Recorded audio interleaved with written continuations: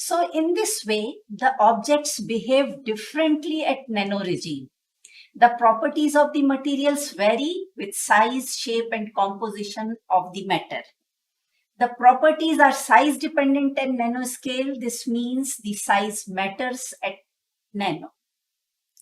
The two principal factors responsible for the change in behavior of the nanomaterials are increase in surface area and quantum confinement effect. You can see in a picture, if we reduce the size of any volume of the material, the surface area increases. And smaller is the size of the material, larger is the surface area. So the small nanoparticles have considerably large surface to volume ratio. In conventional materials, most of the atoms are deep within the material. As the particle size reduces, more and more atoms comes at the surface of the material, and that interacts with the external environment. Nanomaterials are more reactive due to their large surface area, behave differently than bulk materials due to the increased reactivity. We know that the electron's configuration in the atom is responsible for material properties. It gets modified if the size is reduced to the nanoscale due to quantum confinement effect. To understand this, see the block of bulk material shown here.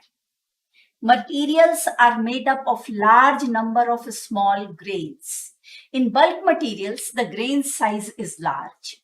The free electrons in the metal have larger volume to move inside the grain boundaries. Whereas in nanomaterials, the grain size reduces to nanometer range. Hence, the movement of free electrons is restricted or confined to the small grain boundaries of few nanometers.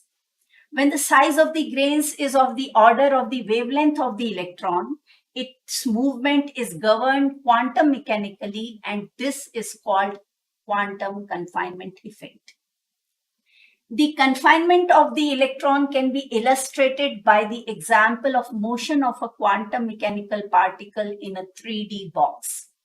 The behavioral change in the material starts when the size of this box reduces to the range of 1 to 25 nanometers. The motion of the electrons is squeezed in a tiny space. The electron confines into the grain like it is attached to its parent atom. The kinetic energy of the electron increases with the reduction in the size of the grain.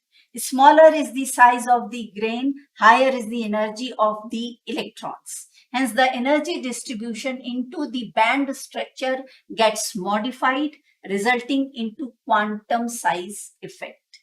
The quantum confinement mainly deals with the energy of confined electrons. The energy levels of electrons doesn't remain continuous in the nanocrystal as compared to the case of bulk materials.